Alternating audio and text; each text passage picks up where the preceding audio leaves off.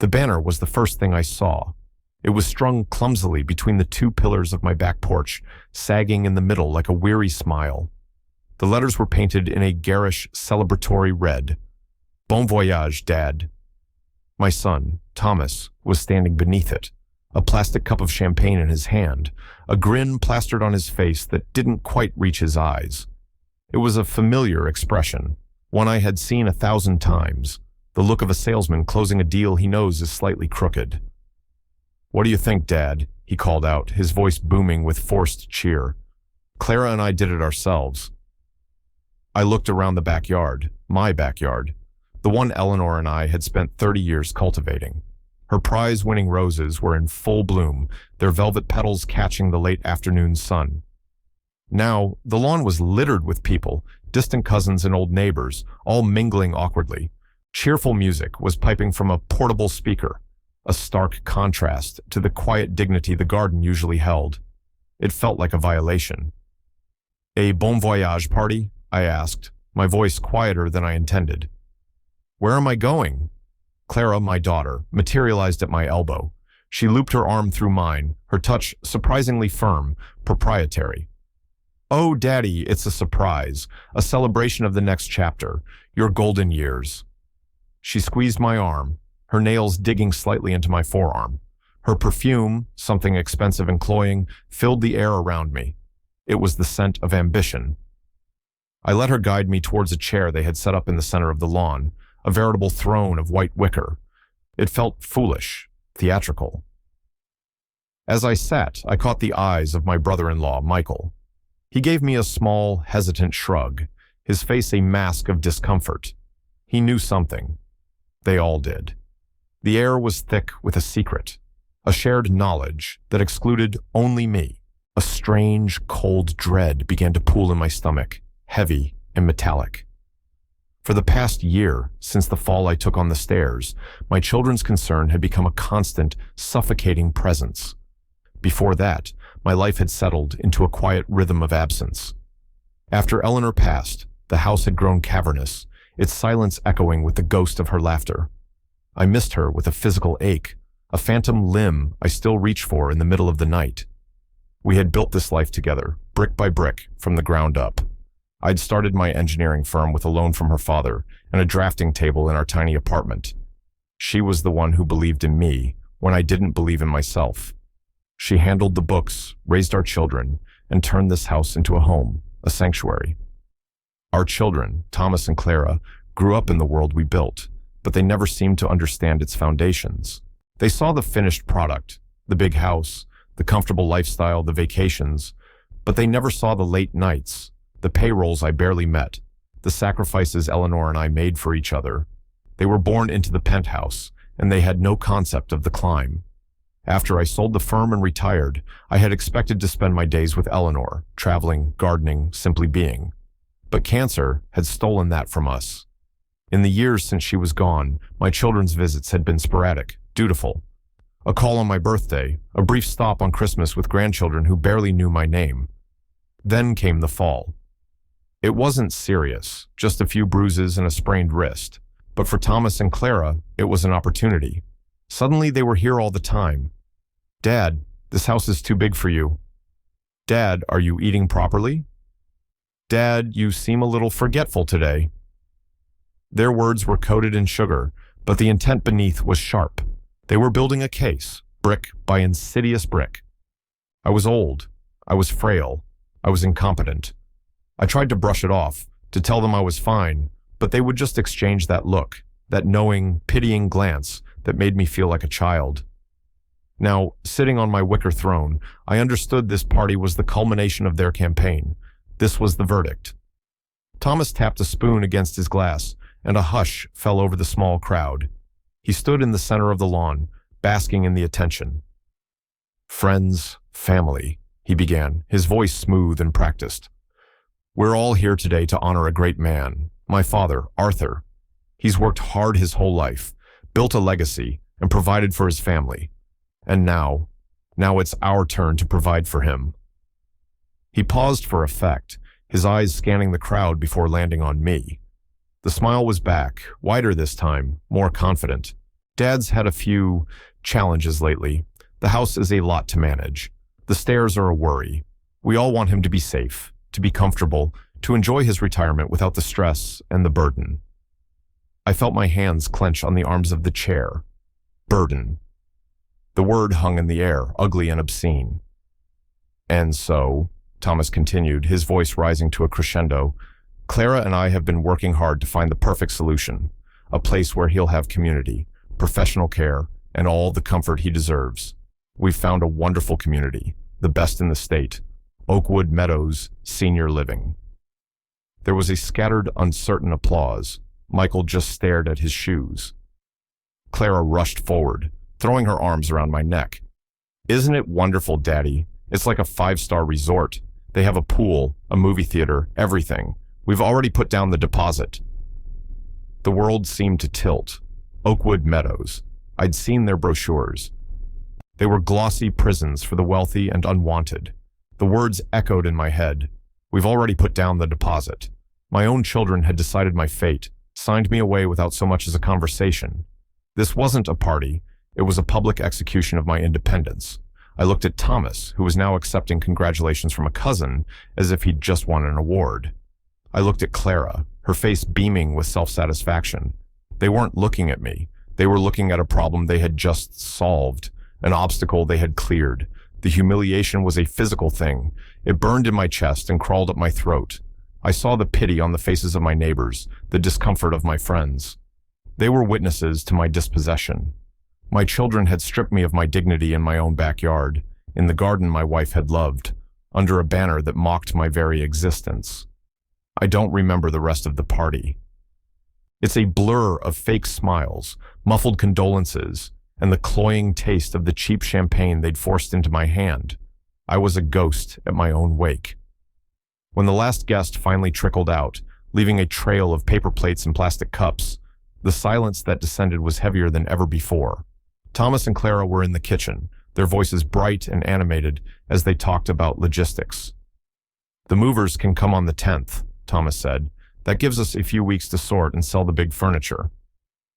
I've already spoken to a realtor, Clara added. She says the market is hot. We can get top dollar for this place, especially with the garden. They were carving up my life before I had even left it. I walked slowly into the living room and sank into my armchair, Eleanor's armchair. It still smelled faintly of her, a mix of lavender and old books. I ran my hand over the worn velvet.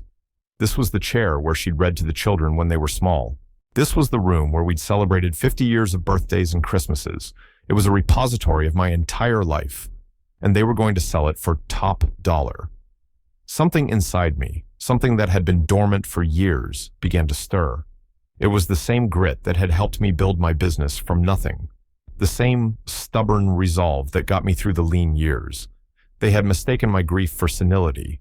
They had mistaken my quiet nature for weakness. They saw an old man, a burden, a walking wallet. They had forgotten who I was. I sat there in the dark for hours, long after their car had pulled out of the driveway. The discarded banner on the porch flapped in the night breeze, a final, taunting insult. Bon voyage. A journey. They had no idea.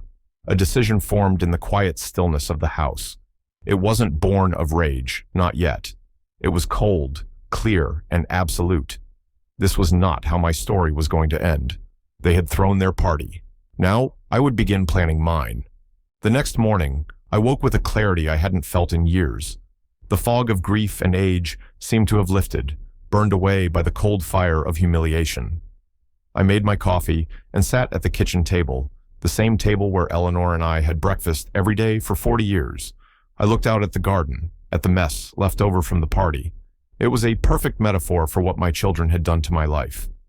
Clara called around 9. Her voice was syrupy sweet. Morning, Daddy. Did you sleep well? I just wanted to let you know I've scheduled a tour of Oakwood Meadows for us on Thursday.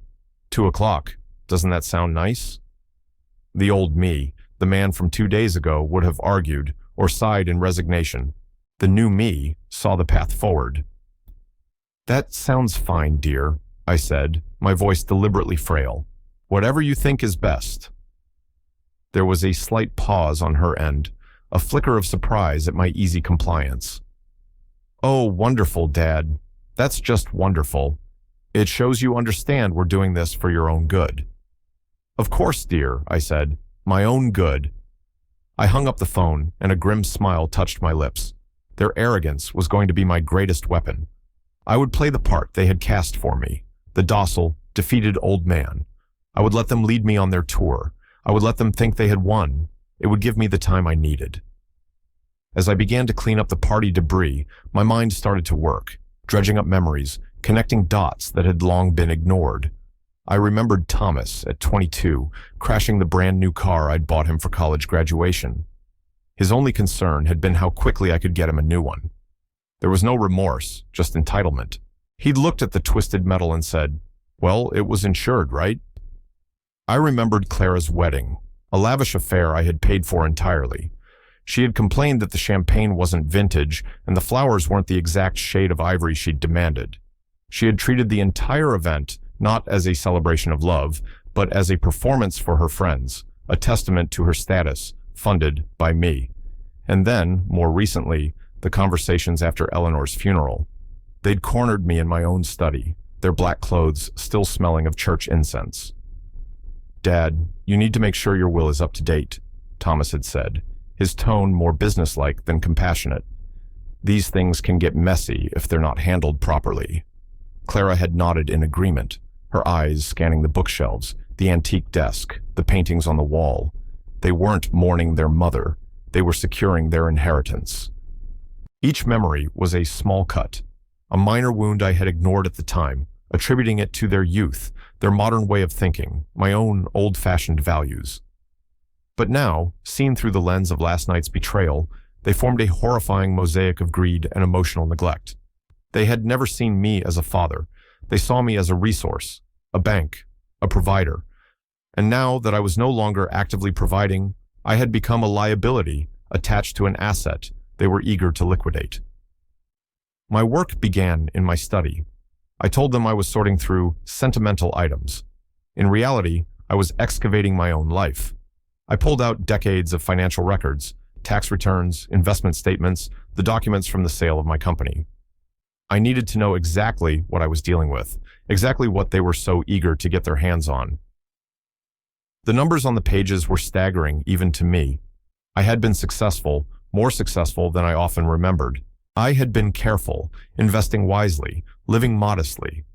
The fortune I had built was substantial. It was a legacy meant to provide security, not to be squandered by two people who had never understood the value of a dollar earned through sweat. It was on the third day of this quiet rebellion that I found it, the critical discovery. It was almost by accident. I was clearing out a closet in the guest room, a room that had become a storage space for old electronics.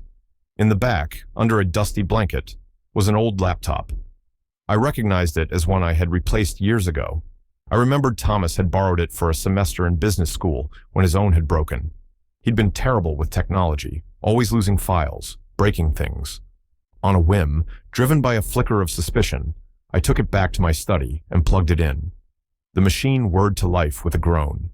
It was slow, ancient by today's standards.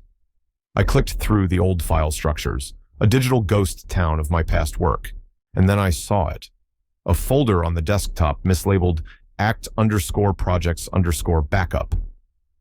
My heart began to beat a little faster. Thomas had never worked on any accounting projects for me. I opened it. Inside was a collection of files, spreadsheets, Word documents, PDF scans. The file names alone made my blood run cold.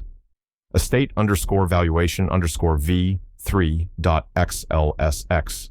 Liquidation_strategy.docx. Oakwood_cost_benefit_analysis.xlsx. My hand was trembling as I clicked open the first spreadsheet.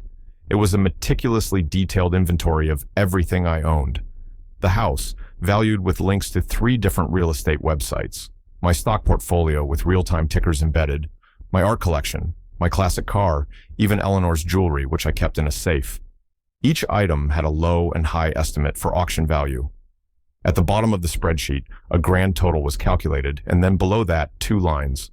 Thomas's share, 50%, and Clara's share, 50%. I felt a wave of nausea. This wasn't a recent development. The date-modified stamp on the file was from over 2 years ago. 2 years. They had been planning this while their mother was still alive, in her final, painful months. They had been valuing her jewelry while she was still wearing it. I opened the next file, liquidation_strategy. It was a step-by-step plan. Step 1, gain power of attorney, citing cognitive decline. Step 2, transition father to assisted living. Step 3, engage realtor for quick sale of property. Step 4, liquidate assets via auction house. It was cold, clinical, and utterly ruthless, but the worst was yet to come. I found a subfolder labeled comms. Inside were saved email chains between Thomas and Clara. My breath caught in my chest. I opened the most recent one, dated just a month ago. The subject line was Goose Update. Thomas had written, Clara had another chat with the old man today. He's getting more forgetful. Dropped his keys twice. I think the fall really did a number on him. The time is right. We need to push the Oakwood plan forward before he does something stupid, like donate the money to a cat shelter. The realtor says the house could go in a week if we price it right. Clara's reply was even more chilling. Agreed. I'll start laying the groundwork. I'll play the concerned daughter card. It always works. He's so desperate for family since Mom died. It's sad, really. But we have to be practical. That house is our future, not his museum. Let's plan the party. Make it look like a celebration so the rest of the family doesn't get suspicious. We'll call it his bon voyage. How's that for irony? The Golden Goose, his museum. The words swam before my eyes. The casual cruelty, the deep-seated contempt they had for me. It was all there in black and white. It wasn't just about the money. They truly saw me as a doddering old fool, a sentimental obstacle to their ambitions. The love I thought I still had for them, the lingering embers of paternal affection, died in that moment. They were extinguished completely, leaving behind nothing but the cold, hard ash of betrayal. I leaned back in my chair, the study silent around me. The pain was immense, a physical weight pressing down on my chest. But underneath the pain, something else was hardening. The quiet decision I had made after the party now had a foundation of irrefutable proof. My resolve solidified from a feeling into a mission. This was no longer just about defending my home or my dignity. This was about justice. It was about honoring the memory of Eleanor and the life we had built, a life they had spat on. I methodically copied every file onto a USB drive. I printed out the most damning emails and spreadsheets. The evidence was a neat, horrifying stack on my desk. They had given me the rope to hang them with. The next morning, I made the most important call of my life. I didn't call my old family lawyer. He was of their generation, and I feared he would counsel reconciliation, a soft approach. I needed a shark. I remembered David, my corporate lawyer, a brilliant, ruthless man who had helped me navigate the sale of my company. He had retired, but I knew his son James had taken over the practice. The apple, I'd heard, had not fallen far from the tree. I found the number for his firm and dialed. When his secretary answered, I said, "My name is Arthur Gable. I need to speak with James. It is a matter of extreme urgency and confidentiality." There was a brief hold, and then a crisp, professional voice came on the line. "James here. My father spoke of you often, Mr. Gable. What can I do for you?" "James," I said, my voice steady and low. "I have a problem with my children, a significant problem. I need to hire you, and I need you to be prepared for a war." The tour of Oakwood Meadows was a surreal performance. I played my part to perfection. I shuffled my feet. I asked confused questions. I marveled at the pristine, soulless amenities. The indoor pool smelled of chlorine and despair. The movie theater was playing a black and white film to an audience of 3 sleeping residents. The dining hall looked like a cafeteria in a luxury airport, filled with people waiting for a departure that would never come. "Isn't it lovely, Dad?" Clara chirped, pointing to a sad-looking crafts room.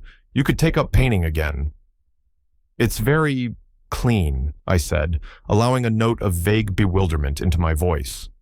Thomas strode beside me, his arm around the facility's director, a woman with a smile as artificial as the silk plants in the lobby. He was in his element, networking, making deals, selling his own father down the river. He discussed the fee schedule and payment options with an enthusiasm he usually reserved for stock market tips. "The Premier Suite has a lovely view of the parking lot," the director said brightly, "and it's available for immediate occupancy." "We'll take it," Thomas said, without even looking at me. I felt a flicker of the old rage, but I pushed it down, burying it deep. I needed to maintain the facade. I let them lead me through the motions, nodding and agreeing. My apparent docility made them even more confident, more careless. On the drive home, they talked openly in front of me, as if I were a piece of luggage they were transporting. "So the papers are with our lawyer," Thomas said to Clara. "The power of attorney. He says Dad just needs to sign, and we can take control of the accounts to handle the entrance fee." "Good," Clara said, checking her reflection in the visor mirror. "I'll call the realtor tomorrow and tell her we're ready to list. We should have him moved in by the end of the month. I want this done before the summer is over." I stared out the window at the passing trees, my heart a cold, heavy stone in my chest. They were moving so fast, but I was moving faster. My meeting with James had been 2 days prior. I had walked into his gleaming downtown office, feeling like a man half my age. The weight of my secret mission had given me a new purpose. James was his father's son, sharp-eyed, impeccably dressed, with a mind that moved like lightning. He listened without interruption as I laid out the story, from the Bon Voyage party to the contents of the laptop. I pushed the stack of printed emails and spreadsheets across the polished mahogany table. He read them in silence, his expression hardening with each page. When he was finished, he looked up at me, and there was no pity in his eyes, only a cold, professional anger. "Mr. Gable," he said, his voice tight, "this is not just a family dispute. This is a premeditated, coordinated attempt to defraud you. What they are doing is monstrous."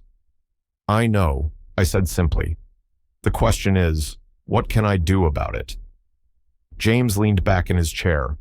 "We can do a great deal. Your mind is sound. Your faculties are intact.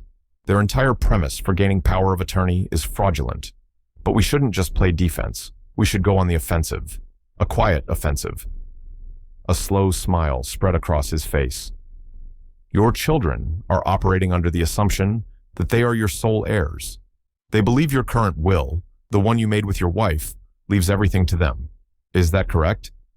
"It is," I confirmed. "Then that is their weakness," James said, leaning forward. "We are going to dismantle that assumption. We are going to restructure your entire estate. We will create a new, ironclad last will and testament. We will establish a living trust. We will move your assets.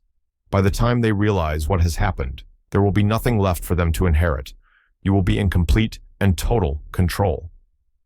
The plan he outlined was brilliant in its simplicity and its ruthlessness. First, we would create the Eleanor and Arthur Gable Foundation, a charitable trust. I would be the sole director for my lifetime, with James as the successor trustee. The vast majority of my estate, the house, the investments, the art, would be transferred into this trust. Its mission would be to fund scholarships for underprivileged engineering students, a cause Eleanor and I had always cared about. "The house will belong to the foundation," James explained.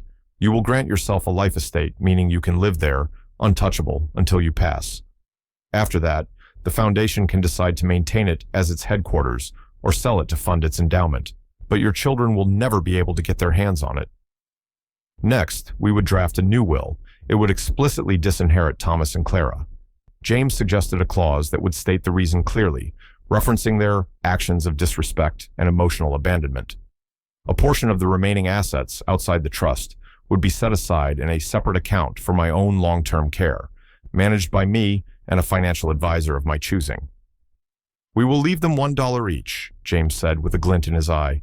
"It's a legal formality to show they were not forgotten, but intentionally excluded. It is more insulting than leaving them nothing at all." The idea was breathtaking. It was not just a shield. It was a sword. It was a way to protect myself, honor Eleanor's memory, and deliver a final devastating lesson to my children about the true meaning of wealth. "How quickly can we do this?" I asked. "I'll have the drafts ready in 48 hours, James replied. "We'll need to move fast before they get you to sign that power of attorney." And so, while I was touring Oakwood Meadows, nodding meekly at the chintz curtains and the weekly bingo schedule, James and his team were working furiously. They were drafting trust agreements, notarizing documents, and preparing transfer of ownership forms. I was a ghost in my children's world, but in the world of law and finance, I was a whirlwind of decisive action. In the days that followed, I continued my performance. I let Clara come over and help me pack. She moved through the house with a proprietary air, placing little yellow sticky notes on items she wanted to keep. A beautiful vase Eleanor had loved. A painting from our travels in Italy. My father's antique watch. She thought she was tagging her inheritance. In reality, she was creating an inventory of things she would never own. "You won't have room for all this at Oakwood, Daddy," she'd say, her voice dripping with false sympathy. "Don't worry, I'll keep it safe for you." I would just nod. "Thank you, dear. You're so thoughtful." Inside, the cold fire burned. Each sticky note was another piece of kindling on the pyre of her own greed. Thomas would call with updates. "Dad, the lawyer says the POA is ready to be signed. We should all go down to his office next week and get it done. Then we can transfer the funds for Oakwood." "My lawyer?" I asked, feigning confusion. "No, Dad, our lawyer, the one handling the estate." He didn't even notice the slip. To him, my assets were already his. "Oh, all right, Thomas. But I'd like my own lawyer to be there," I said, delivering the line James and I had rehearsed. "Just to look things over. An old man's foolishness, you know." Thomas sighed, a gust of pure impatience. "Dad, that's not necessary. It's a standard document. It will just complicate things and cost you money." "Please, Thomas," I said, my voice trembling slightly. "It would make me feel better. I've asked a young man, James, son of David from the old firm, to come, just to be a witness." There was a long pause. "Fine," Thomas finally snapped. "Fine, if it makes you feel better, but let's not waste a lot of time on it. The meeting is set for Tuesday at 10, their office." The trap was set. They had chosen the time and the place. They thought they were walking into a signing ceremony that would seal their victory. They had no idea they were walking into their own judgment day. The night before the meeting, the house was profoundly quiet. I walked through the rooms, touching the furniture, looking at the photographs on the walls. There was one of Eleanor and me, taken on our honeymoon. We were so young, so full of hope. We had no idea of the life we would build, or the children who would try to tear it down. I felt a pang of sadness, not for myself, but for them, for the love they had discarded so easily, for the family they had broken. But the sadness was quickly replaced by a sense of peace. I was doing the right thing. I was protecting my wife's memory. I was reclaiming my life. I went to bed and slept more soundly than I had in years. The battle was tomorrow, and I was ready. The morning of the meeting dawned bright and clear. I chose my suit carefully, not the old, slightly frayed one I usually wore, but the dark gray one I had bought for the sale of my company. It was a suit of power, of authority. When I looked in the mirror, I didn't see a frail old man. I saw Arthur Gable. I saw the man who had built an empire from a dream. I drove myself to the law office. Thomas had offered to pick me up, so you don't have to worry about parking, Dad, but I had politely declined. I wanted to arrive on my own terms. I walked into the lobby of the building that housed their lawyer's firm, a place of glass and steel and quiet, expensive ambition. It was their territory. They would feel comfortable here. I found them waiting for me, standing by the elevators. Thomas was in a crisp blue shirt, looking every inch the successful executive.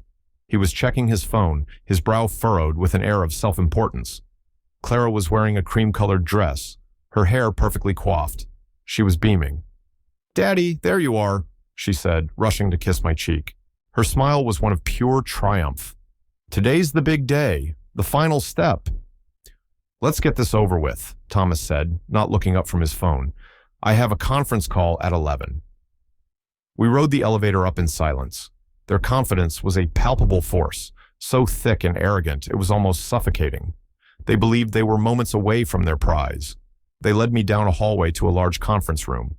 Their lawyer, a man named Peterson with a weak chin and shifty eyes, stood to greet us. "Arthur, good to see you," he said, shaking my hand with a damp, limp grip. "We have all the paperwork ready. It should only take a few minutes." We all took seats around a long, polished table that reflected the city skyline like a dark mirror. Thomas and Clara sat on one side, a united front. Peterson sat at the head. I sat opposite my children, alone.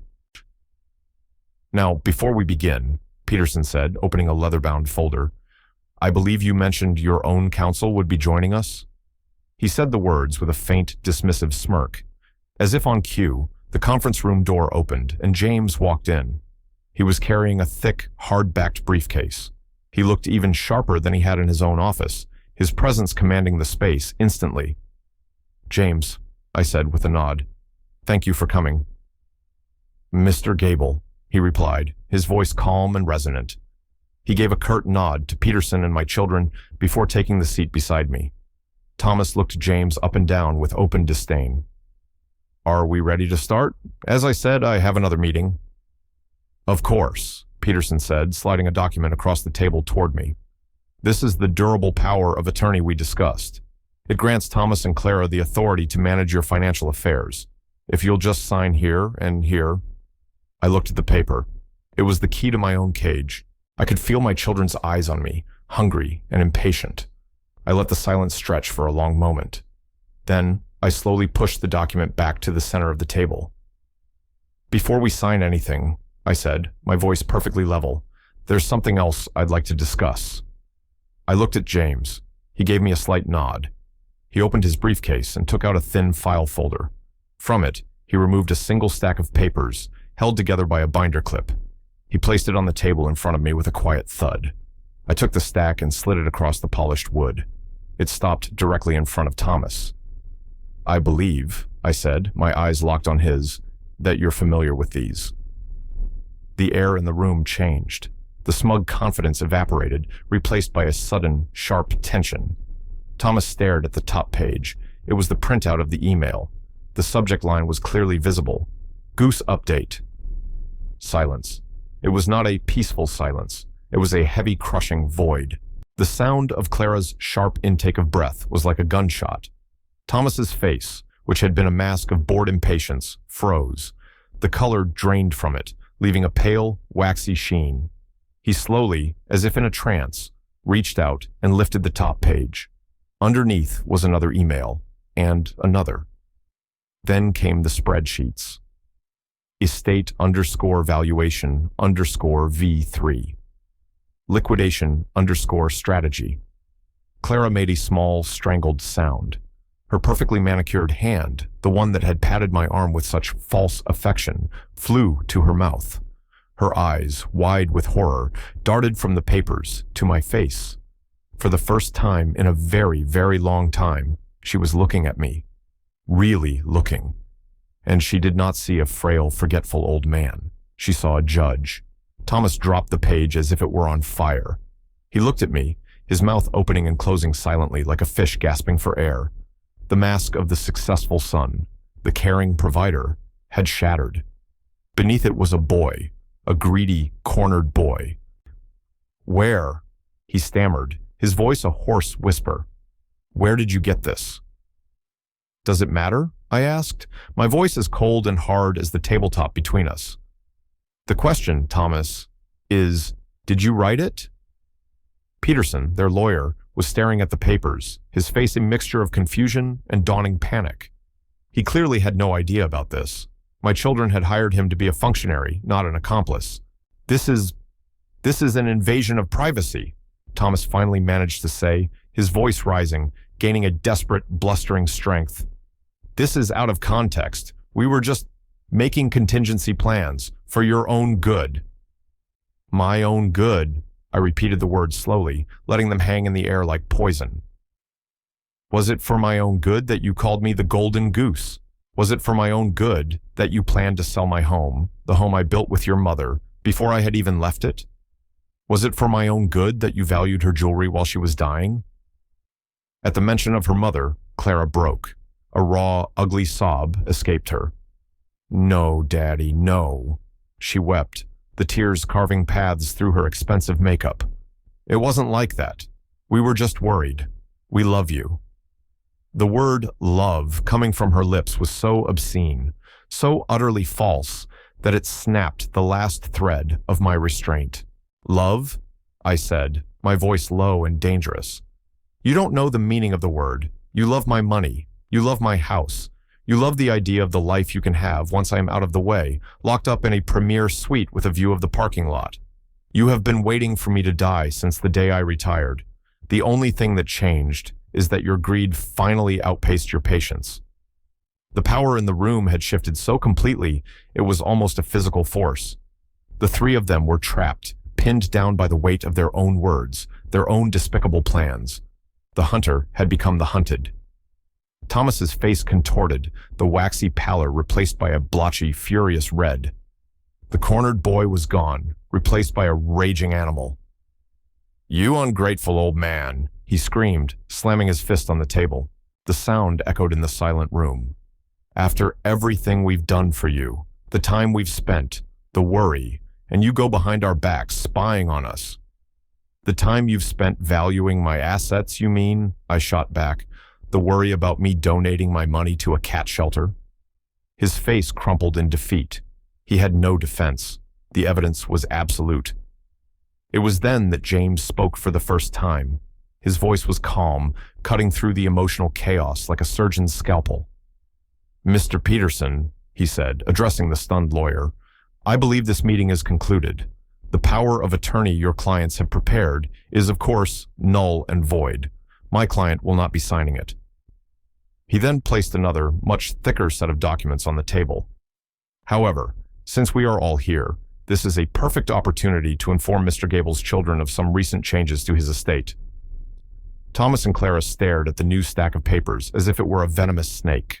"Over the past week," James continued, his tone clinical, "Mr. Gable has undertaken a complete restructuring of his assets. He has established a charitable foundation in his and his late wife's name, the Eleanor and Arthur Gable Foundation." He paused, letting the words sink in. "The family home, all investment portfolios, and the entirety of Mr. Gable's art collection have been irrevocably transferred to this foundation. Mr. Gable has retained a life estate, allowing him to reside in his home for the remainder of his life. Upon his passing, the foundation's board, of which I am the successor trustee, will manage the assets to fund engineering scholarships in perpetuity." Clara's weeping stopped. Her face was a mask of disbelief.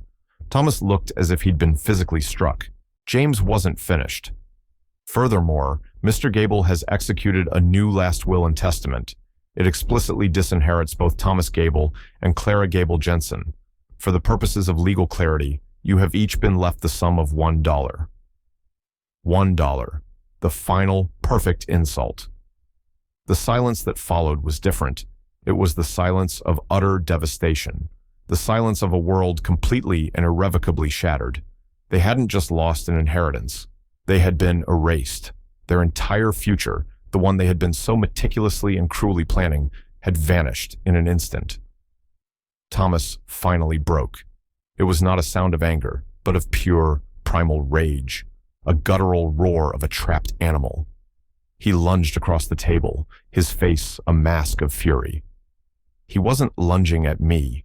He was lunging at the papers, at the evidence of his own greed.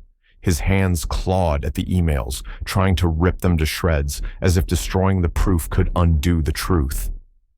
Before he could reach them, a large man I hadn't even noticed, standing by the door, moved with surprising speed. It was James's associate. He caught Thomas by the arm, his grip like a vice. "That's enough," the man said, his voice a low rumble. Thomas struggled, his expensive suit twisting, his face turning purple. "He can't do this. He's senile. He's crazy. I'll sue. I'll have him declared incompetent," he shrieked, his voice cracking with hysteria. James stood up slowly. He looked down at Thomas with an expression of pure contempt. "You are welcome to try," he said coolly. "We have a full psychiatric evaluation of your father, conducted 2 days ago, attesting to his perfect mental competence. We also have these," he gestured to the emails, "which would make for a very interesting exhibit in a court of law. I imagine the press would be particularly interested in the Golden Goose story." That was the final blow. The threat of public humiliation. Thomas went limp in the associate's grasp, the fight draining out of him, replaced by a look of hollow despair. Clara was now rocking back and forth in her chair, muttering, "No, no, no," over and over again. Her face was a ruin. The beautiful, confident woman who had walked in was gone, replaced by a broken, grasping creature. "Get them out," James said quietly to his associate. The large man began to escort Thomas toward the door. Thomas didn't resist. He shuffled like an old man, his head bowed. As he passed me, he looked up, his eyes filled with a venomous hatred that was almost pitiable. "You'll regret this," he hissed. "No, Thomas," I said, my voice barely a whisper. "You will." Clara had to be helped from her chair. She was weeping uncontrollably, her body shaking. "Daddy, please," she begged, reaching a hand toward me. "Don't do this to us. We're your family." Family? I looked at her, at this stranger with my daughter's face. "You stopped being my family the day you decided my home was worth more than my happiness. The day you put a price on my life." I did not take her hand. She let it fall, and the finality of that small gesture seemed to crush her. They were led out of the conference room, their lawyer Peterson scurrying after them, wringing his hands. The door clicked shut, sealing them out of my life forever. The silence that returned was clean. It was the silence of victory, of justice, of peace. I leaned back in my chair and let out a breath I felt like I had been holding for 20 years. A single tear, hot and heavy, rolled down my cheek and fell onto the polished table. It was a tear of grief for the children I had lost long ago, and a tear of profound, absolute relief for the man I had just saved. James sat back down and slid a glass of water toward me. "Are you all right, Arthur?" he asked gently. I took a sip, the cool liquid a balm to my dry throat.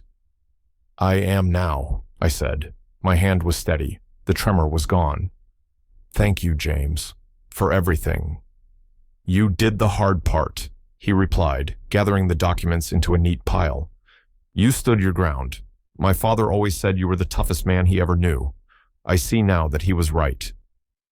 We sat in the quiet for a few moments, the city skyline stretching out before us, a world of possibilities. The weight that had been pressing on my shoulders for years was gone. I felt lighter, younger. I had walked into that room as a victim, a target. I was walking out as the master of my own fate. In the following days, the fallout was swift and pathetic. Clara called first. I didn't recognize the number, but I answered anyway. Her voice was thin, stripped of all its usual confidence.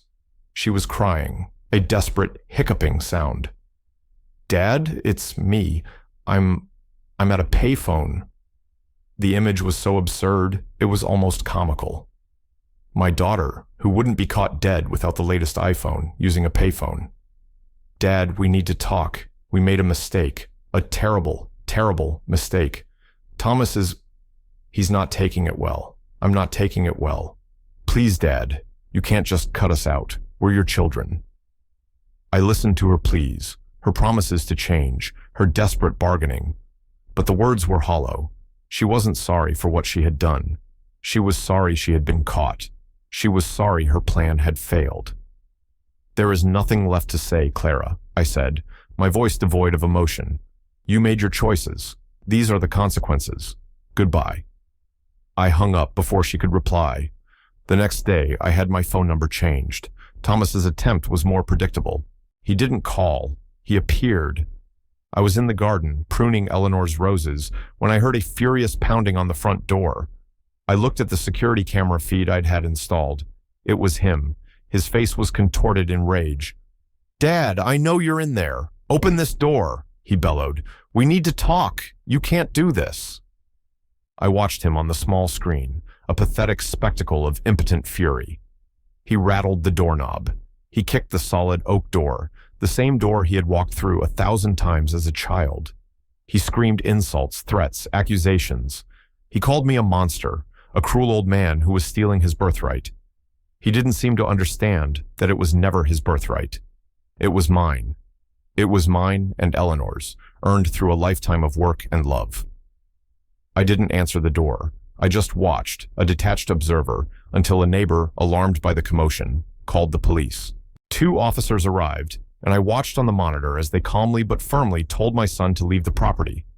He argued for a moment, but the sight of their uniforms seemed to drain the last of his fight.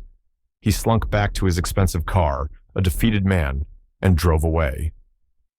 James filed for a restraining order the next day. It was granted without issue. The weeks that followed were a period of quiet consolidation. James and I finalized the transfer of all assets into the foundation. We set up the scholarship board and drafted the application criteria. We hired a financial advisor to manage the long-term care fund, ensuring I would have anything I could ever need, all under my own control. The house, my sanctuary, was now a fortress, legally impregnable. I never heard from either of them directly again.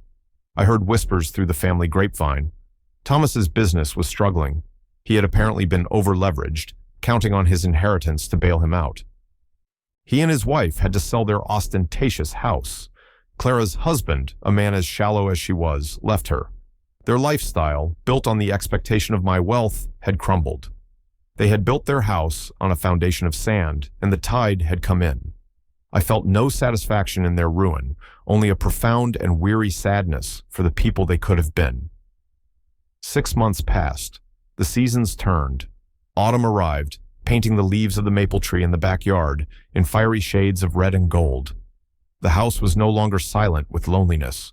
It was quiet with peace. I had hired a part-time caregiver, a warm, kind woman named Maria, whose laughter now filled the kitchen in the mornings. She helped with the groceries and heavy lifting, but mostly she was a friend. We would play chess in the afternoons and talk about books. She saw me as Arthur, not as a burden or a bank account. The Eleanor and Arthur Gable Foundation received its first round of scholarship applications. I spent my evenings in the study, the same study where I had uncovered my children's betrayal, reading the stories of bright, ambitious young students who dreamed of building bridges and designing new technologies. These were my children now. This was my legacy. Not the hollow fortunes of 2 greedy heirs, but the futures of hundreds of young people who would build a better world. One crisp afternoon, I was sitting in the garden, a warm blanket over my knees, a cup of tea in my hands. The air smelled of damp earth and wood smoke. I looked at the house, at the sturdy brick and the tall windows, and I felt a deep sense of contentment. They hadn't been able to take it from me. I thought about Thomas and Clara, those 2 ghosts from another life. I no longer felt the burn of anger or the sting of betrayal. All that was left was a hollow ache, the kind you feel for a limb that has been amputated. It was a necessary surgery, a painful cutting away to save the whole. They were so blinded by what they thought they were owed that they never saw what they truly had. A father who would have given them anything, if only they had asked with love instead of plotting with greed. They threw me a goodbye party, thinking they were shipping me off to a waiting room for death. But they were wrong. It was a goodbye party, but I was the one saying goodbye. I said goodbye to their contempt, their manipulation, their insatiable avarice. I said goodbye to the role of the frail, helpless old man they had tried to force upon me. True wealth, I realized, is not something you can inherit or liquidate. It's the strength you find in yourself when the world tries to break you. It's the dignity you refuse to surrender.